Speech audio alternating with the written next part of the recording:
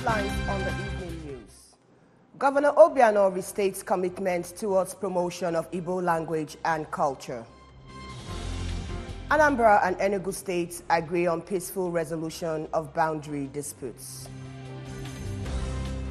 2 Nigerian Air Force aircrafts crashes in Abuja. World's first human case of rat hepatitis E virus reported in Hong Kong. Good evening to you. Many thanks for joining us. We'd like to apologize for starting this news late. My name is Ifunaya Mafili, and we'll go straight to the main news.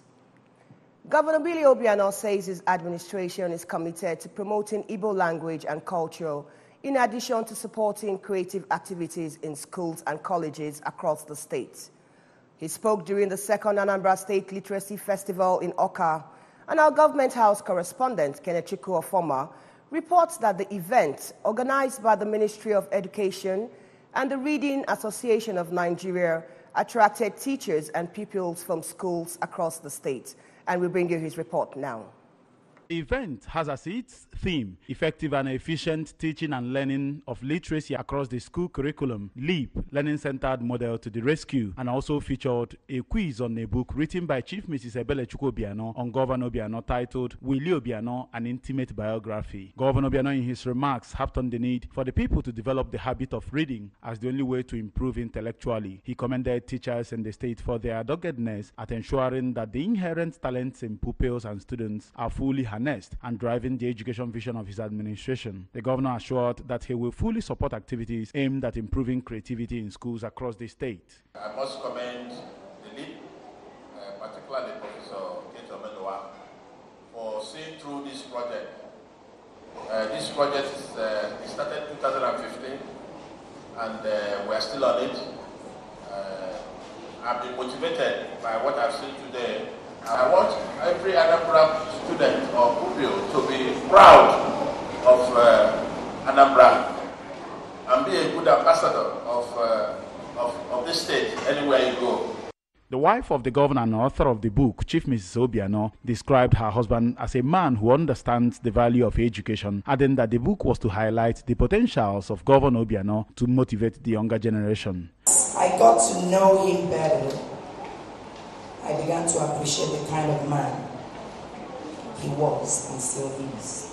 Easygoing, down to earth, very blunt, very precise. He doesn't mince words when he wants to tell you something. He goes straight to it. He doesn't try to paint it.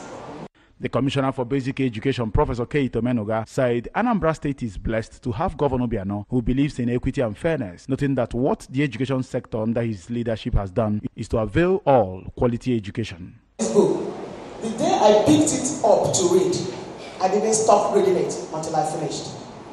It is written in a very simple style, colorful, lots of pictures, and a whole lot of language that you begin to appreciate the literary skill Her Excellency possesses. Earlier in a welcome address, the President, Reading Association of Nigeria, Mrs. Irene Mbanefo, explained that the essence of the event was to empower both teachers and pupils to be effective and efficient readers and writers, describing the Literacy Enhancement and Achievement Project, LEAP, as a way of ensuring that students retain what they have been taught. The event featured presentation of awards, debate, and drama by the pupils. From Emio's house in Oka, I am Kenechukwu Ofoma, reporting for ABS News. Meanwhile, wife of the governor, Chief Mrs. Ebelechukwu Obiano, has described her husband, Governor Billy Obiano, as a role model with exceptional innate qualities. The governor's wife was speaking during the 2018 Literacy Festival and celebration of her book, The Child, the Boy, the Man, Willie Obiano, an intimate biography in Oka. And our correspondent, Daniel Ezigwe, who was there, reports that the event with the theme, Effective and Efficient Literacy Across the School Curriculum, LEAP, Learning-Centered Approach to the Rescue, was organized by the Literacy Enhancement and Achievement Project of the State's Ministry of Basic Education and the Reading Association of Nigeria, RAN. And his report comes up next. Reading few paragraphs from page 51 of the book, which recollected her first acquaintance with the governor. Mrs. Obiano said her husband had beamed the distinctive picture of a devoted and easygoing man right from their first meeting. She noted that the book is a reminder of what Governor Willie Obiano stands for as a husband, father, and a public figure, adding that beneath his exterior qualities lie a tender heart and patient personality. The day I met Willie started like every ordinary day. Nothing supernatural happened to predict the events of the day. No dream, no vision. As I got to know him better, I began to appreciate the kind of man he was and still is. Easygoing, down to earth, very blunt, very precise. He doesn't miss words when he wants to tell you something. He goes straight to it. He doesn't try to paint it. The state head of service, Barrister Harry Odo, in his remarks, said the book was a handy resource for contemporary marital society, commending the governor's wife's deep insight as reflected in the pages of the book. Very interesting, very enriching piece of work. I'll commend it to everybody. It is as intimate as it can be. As she mentioned herself, that's 2 years of staying together. It's not a joke. It's not a joke. And staying peacefully together.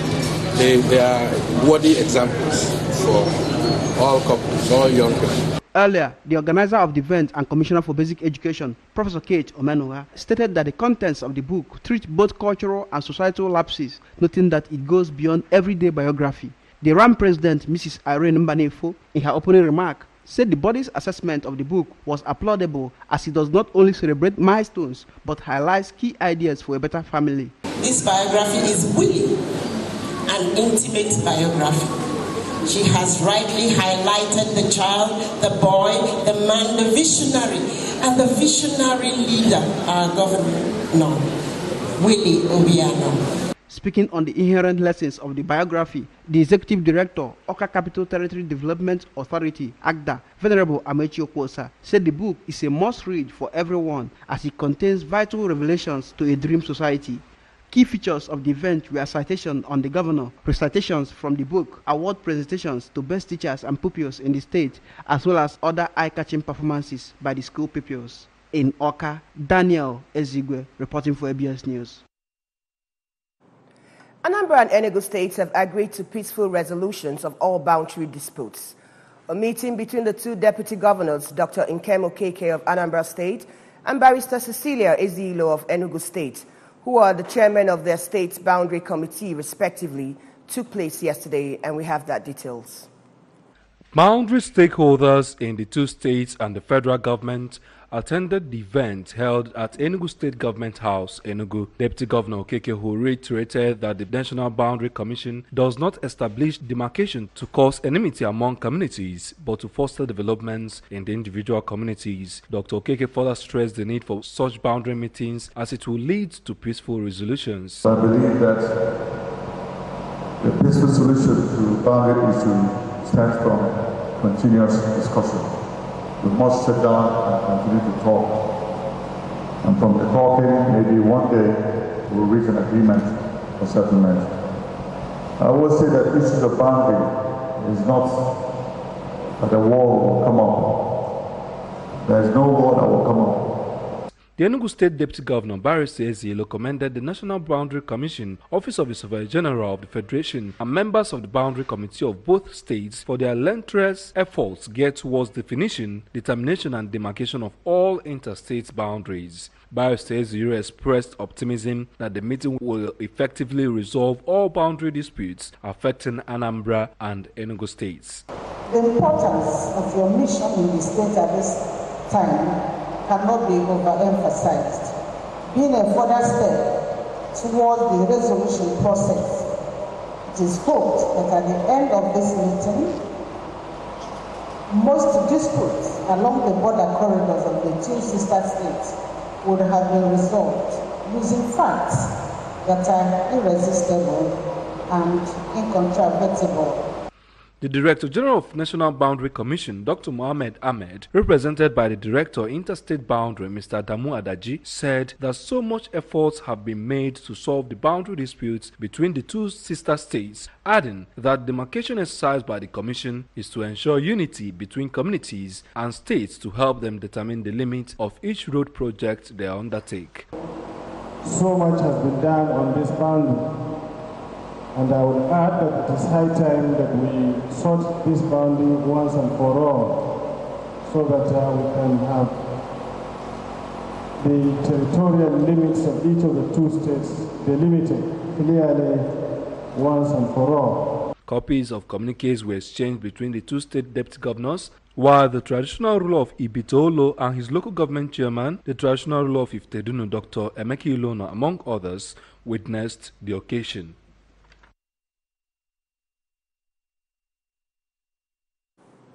Well, it's good news for travelers as the transport company of Anambra State Trackers has compensated their customers and passengers through their Trackers Travel and Win promo.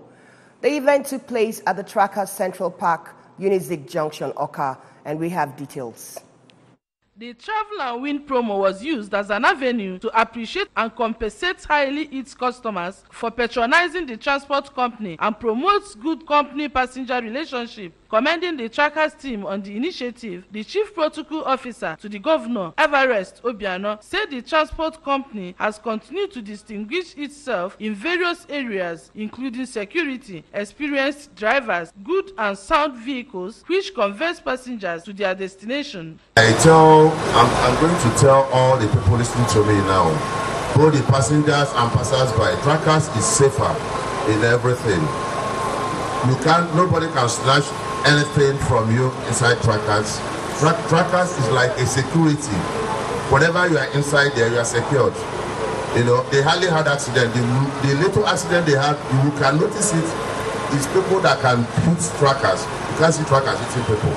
Speaking after inspecting the luxury bus, the SSA to the governor on donor agencies, Iyom Mary Ogwa, thanked the government of Chief Willie Obiano for such empowerment, noting that the buses are in good and sound shape, urging the Anambra to form the habit of patronizing their own. Give to them is to keep up with the tempo that they have started now. It's going to broaden their horizon. It's going to make with this now news will go round. You understand me? And look at what the Trackers makes you. Before you know it, everybody wants to come and start Trackers so that they think will be a winner when the time comes to this kind of. Earlier in our welcome address, the MD CEO of Trackers, Dr. Mrs. Ifi Madukase, said that the transport company now subsumes other state transport business units, including Anambra Mass Transit, ASMT, and Anambra State City Cabs, ASCC. She mentioned some of the company's businesses to include leasing of vehicles, courier services, and adaptation of technology in the delivery services, amongst others.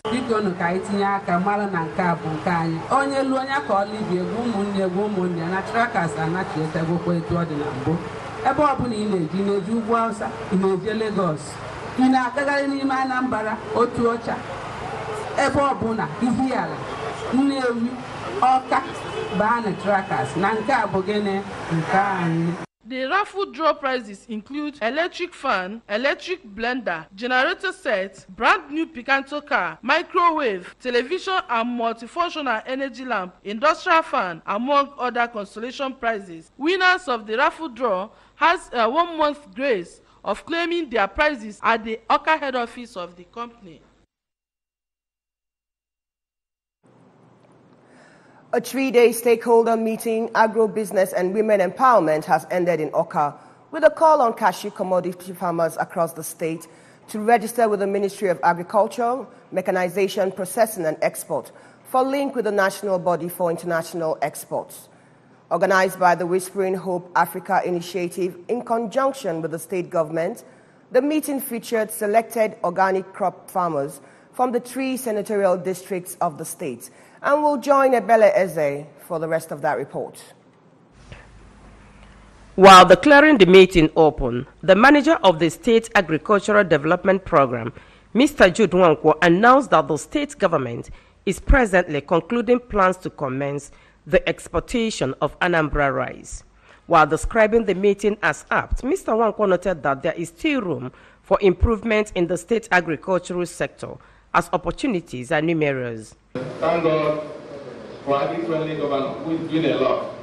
We see the people like you to add to what he's doing. You now, you can know exactly how much we are producing in the state, the various opportunities, the farmer population, the areas who needed help, the areas that needed some intervention, the areas who are making progress.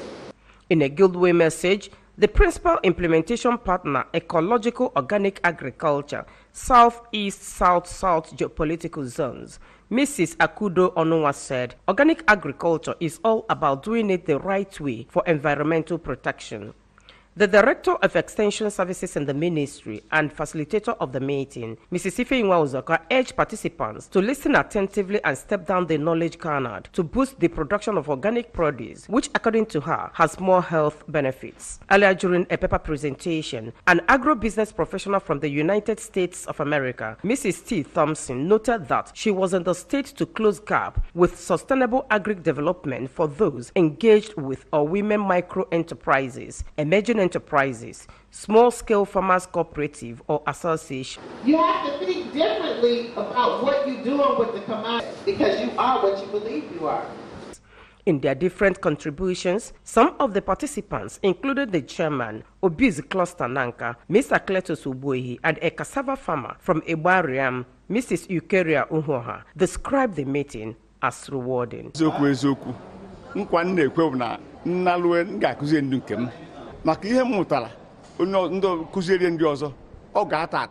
In anyone you're doing, you know when the appropriate time to plant it so that you will get a good harvest. From the Agricultural Development Program Office in Oka, I am Ebele Eze, reporting for ABS News. We'll bring you news on the Nigerian Air Force air crash shortly after the break. Do stay with us. Yes, Nigeria Independence Anniversary is here again. Coming Monday, 1st October 2018, Nigeria will be celebrating her 58th Independence Anniversary. Your darling station, Anambra Broadcasting Service, ABS, Heartbeat of the East, has created a special Independence Day package on ABS 88.5 FM and ABS TV Channel 24 to give the Anambra ministries, departments and agencies, corporate organizations, civil society organizations, and other patriotic organizations the opportunity to celebrate and felicitate with His Excellency Chief Willie Obiano, Governor of Anambra State, the Anambra and fellow Nigerians. ABS 58 Independence Anniversary Package cost only 20,000 naira. This package covers Independence Day message on TV, 3 slots. Independence Day message on radio, 3 slots. You may also pay for single Independence Day announcement on TV for 5,000 naira or on radio for 3,000 naira. Please contact KC on 08033-888-526 to make your bookings. Let us celebrate Nigerians' 58th Independence Anniversary together. Welcome back and thanks for staying with us. The Nigerian Air Force has confirmed that 2 of its aircraft taking part in rehearsals for Nigerians' 58th Independence Anniversary has crashed in Abuja. A statement by the Commodore, Ibukunle Daramola, Director of Public Relations and Information, said nobody died in the incident. According to military sources who spoke to Vanguard, said that the crash occurred at the Mpape district of Abuja, which is adjacent to Maitama district. The Nigerian Air Force had on September 17th told Abuja residents that it was carrying out aerial display as part of activities to mark Nigeria's 58th anniversary in Abuja. The NAF explained that there will be movement of NAF aircraft within the Federal Capital Territory from then till October 2nd as NAF pilots commence rehearsals for the occasion, adding that fighter aircraft will be flying at low level during the rehearsals. An interesting news on the business scene: the world's first ever flying car will go on sale next month. with pre-sales ahead of its Terrafugia Transition Flying Cars 2019 release.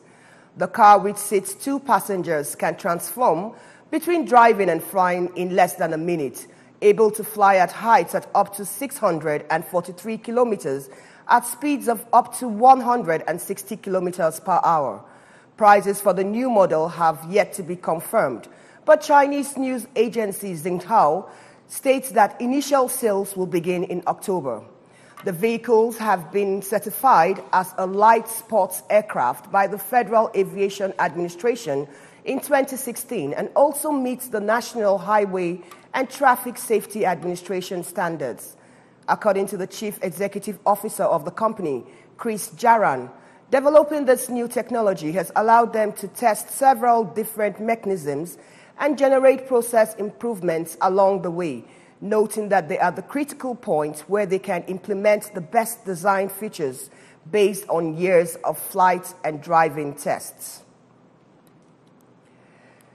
And on the foreign scene, Iraqi model and Instagram starlet Tara Fairs has been shot dead at the wheel of her Porsche convertible in central Baghdad, sending ripples through social media circles. Iraqi's interior minister has opened a probe into the murder of the 22-year-old who suffered 3 fatal bullet wounds as she drove through the capital's Camp Sarah's district. Fairs, who is a fashionista with 2.7 million followers on her Instagram for her pictures sporting tattoos, different hair colors, and adventurous clothes, was a victim of her fame and targeted because of her lifestyle. Ahmed al-Bashir, an Iraqi satirist who lives in exile in Jordan after having faced death threats, condemned the murder of Fairs, who was based in Iraqi Kurdistan and rarely traveled to her native Baghdad. A Hong Kong man has developed the world's first ever human case of the rat version of the hepatitis E virus. According to new research from one of the city's leading universities, there had previously been no evidence the disease could jump from rats to humans. The University of Hong Kong said Friday, warning that the discovery had major public health significance as rat hepatitis E virus is very distantly related to human hepatitis E virus variants. The disease was found in a 56-year-old man who persistently produced abnormal liver function tests following a liver transplant. Researchers said he could have contracted the illness through food infected by rat droppings. Researchers said, according to details of the finding reported in the media, the man lived in a housing estate where there were signs of rat infestation outside his home. He is now recovering after being treated for the virus. The human version of hepatitis E is a liver disease that affects 20 million people globally each year, according to the World Health Organization. It is usually spread through contamination and contaminated drinking water. Symptoms include fever, vomiting, and jaundice, and in rare cases, liver failure. Rodent problems in Hong Kong have escalated in recent months because of a sustained spell of hot and humid weather. And on the sports scene, American Serena Williams has left out of the China Open tennis draw on Friday, as reports said she's called time on her season following her meltdown at the US Open. Williams' name, along with that of her sister Venus, did not appear on the list of 64 players ahead of the tournament's start on Saturday in Beijing. It comes less than 3 weeks after the tempestuous US Open finals, where Williams accused the umpire of sexism in an angry rant during her 6-2, 6-4 defeat to Japan's Naomi Osaka. In extraordinary scenes, Williams went into tailspin after a warning for receiving coaching from the sidelines, smashing her racket and being docked a point and then a game. She later said that she wanted to move on from the incident, but maintained that women players could not get away with what men do. Reports from the United States says Williams' season is now over, making it the 4th year in a row she has curtailed her playing commitments. Although in 2017, she took time off to have a baby. In 2016, she called quits after the US Open, citing a shoulder injury. And in 2015, she took a break after narrowly failing to win all 4 majors in the same year. following a shattering defeat in New York to Italy's Roberta Vinci. Remember that you can follow our news and programs on ABS from many parts of the world simply by logging on to our website, which is www.absradiotv.com, or you may like us on our Facebook page at www.facebook.com/ABS Radio Television, or you can follow us on our Twitter and Instagram handle at ABS Radio TV. And before we end the news, we'll go through our main highlights for this evening. Governor Obiano has restated commitments towards promotion of Igbo language and culture. The governor was speaking at the second Anambra Literacy Festival in Awka. Anambra and Enugu states have agreed on peaceful resolutions of boundary disputes. 2 Nigerian Air Force aircrafts have crashed in Abuja. And on the international scene, the world's first human case of rats hepatitis E virus has been reported in Hong Kong. Many thanks for staying with us. Do have a pleasant evening. My name is Ifunaya Amafili. Good night.